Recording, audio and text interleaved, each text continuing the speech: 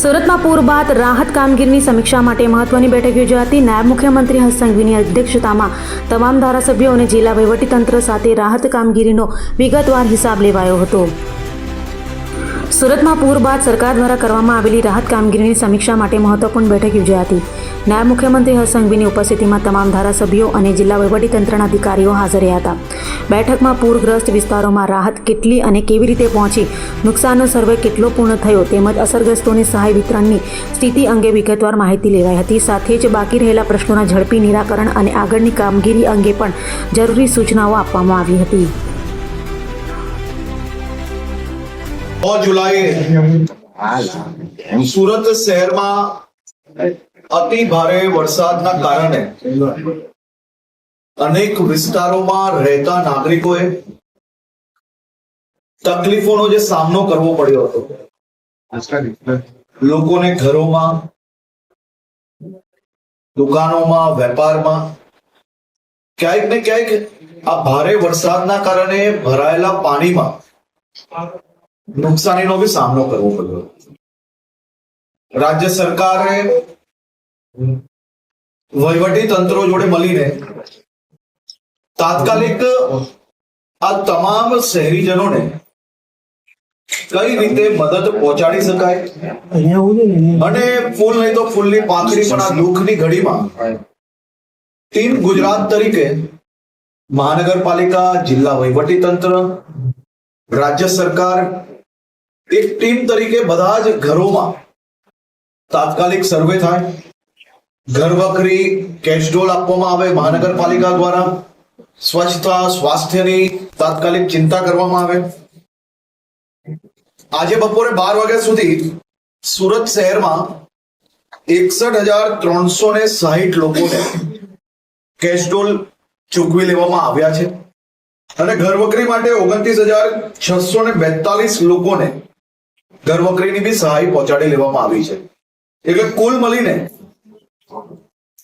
આજ સુધીનું ગણીએ તો 20 કરોડ રૂપિયા જેટલા ઘરવકરી અને કેશ ડોલની અંદર ચૂકવી લેવામાં આવ્યા છે। દેશના ઇતિહાસમાં પહેલીવાર આટલી મોટી આજે નુકસાની પછી ગણતરીના દિવસોમાં વહીવટી તંત્રની ટીમ દ્વારા ઇન્સ્યોરન્સ કંપનીઓ જોડે સંકલન કરીને 5,287 જે ક્લેમ આવ્યા છે, જેમાં 85% જેટલા ક્લેમો ઓલરેડી પ્રોસેસમાં ચાલુ કરી લેવામાં આવ્યા છે। 22 જેટલી કંપનીઓ આમાં ક્લેમ બધાના જલ્દી ક્લિયર થાય તે માટે આજે સંકલનની બેઠક બી રાખવામાં આવી હતી અને આજે 29 કરોડ રૂપિયાની રકમના ક્લેમ લોકોના પાસ કરીને એમને ચેક આપવાની બી કામગીરી પૂર્ણ કરવામાં આવી છે। આવનારા 15 દિવસ પછી આ જ રીતે રિવ્યુ બેઠક કરીને શહેરીજનોને જે નુકસાન થયું છે અને ઇન્સ્યોરન્સ કંપની દ્વારા કોઈ બી પ્રકારનું લિંગરિંગ વગર અને લાંબુ ખેંચ્યા વગર શહેરીજનોનો જે હક છે તે તેમને અપાવવા માટે રેગ્યુલર ફોલોઅપની સિસ્ટમ બી ગોઠવવામાં આવી છે। આમાં જે 2-3 કંપનીઓનું કામ જે સ્લો હતું તેને 1 અઠવાડિયાનો સમય આપવામાં આવ્યો છે। માત્ર ફોલોઅપ, કાગળિયાઓના ધક્કા નહીં પરંતુ રિઝલ્ટ ઓરિએન્ટેડ કામ કઈ રીતે થઈ શકે તે માટેની બી સૂચના આપવામાં આવી છે અને કલેક્ટરશ્રીએ બી ઓફિશિયલ જે 7 કંપનીઓનું કામ જે બીજી કંપનીઓ જેટલું ફાસ્ટ ના હોય તેને નોટિસ બી આપી છે અને જો એ કામગીરી ઝડપથી નહીં કરશે તો એની ઉપર પગલાં બી ભરવામાં આવશે। દેશના ઇતિહાસમાં પહેલીવાર આટલા ઓછા દિવસોમાં ઇન્સ્યોરન્સની પ્રોસેસ કરીને પાસ કરાવીને ચેક બી લાભાર્થીના હાથમાં આપવામાં આવ્યો છે। આ આખી ટીમ વર્ક જે સારી રીતે થઈ રહ્યું છે તે કારણે આટલી ઝડપથી આ કામગીરી પૂર્ણ થાય છે। સાથે સાથે મહાનગરપાલિકા દ્વારા જે વિસ્તારમાં કોઈના ઘરમાં, દુકાનોમાં, ફેક્ટરીમાં, ખાતાઓમાં ક્યાંય બી પાણી આવ્યું હોય તો સંપૂર્ણ વેરા માફીની જે જાહેરાત કરવામાં આવી છે તેમાં mayor Shri, standing chairman Shri, છેલ્લા 5 દિવસથી લગાતાર સંપૂર્ણ સર્વે કર્યા બાદ 3,54,600 યુનિટ એને 147 કરોડ રૂપિયાના વેરાની માફીનો બી પરિપત્ર થઈ ચૂક્યો છે. સરકાર દ્વારા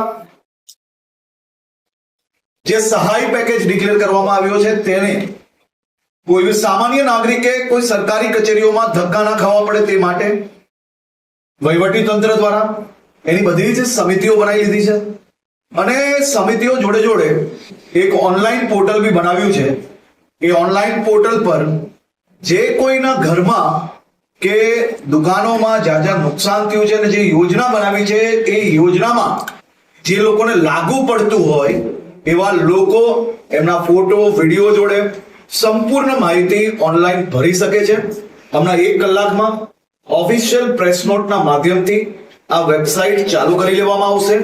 તમામ ચૂંટાયેલા પ્રતિનિધિઓ અને સામાજિક સંસ્થાઓને બી આ વેબસાઇટની ડિટેલ મોકલવામાં આવે છે અને જે વિસ્તારની અંદર પાણી ભરાયા હતા એવા બી લોકોને જે રેસિડેન્ટ્સના જે નાની નાની દુકાનો છે, રેકડી છે, જેના લાયસન્સો છે, જેના નંબર્સ અવેલેબલ છે એ લોકોને બી વોટ્સએપના માધ્યમથી આ માહિતી અમે લોકો આજે સાંજ સુધી મોકલવાના છે, જેથી વધુમાં વધુ ઝડપથી એ લોકો આ ફોર્મ ભરી શકે અને અમે બી એટલી જ સ્પીડથી એમને સહાય ત્યાં સુધી પહોંચાડી શકીએ એ પ્રકારની વ્યવસ્થાઓ કરવામાં આવી છે.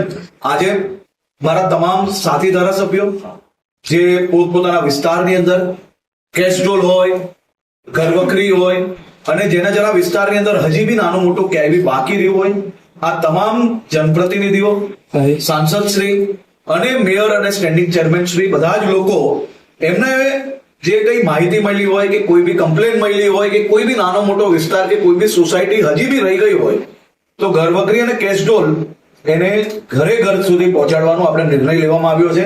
એવી 41 સોસાયટીની યાદી હમણાં પાછી નવી મળી છે, એની બી સર્વે કરીને કામગીરી પૂર્ણ કરવામાં આવશે.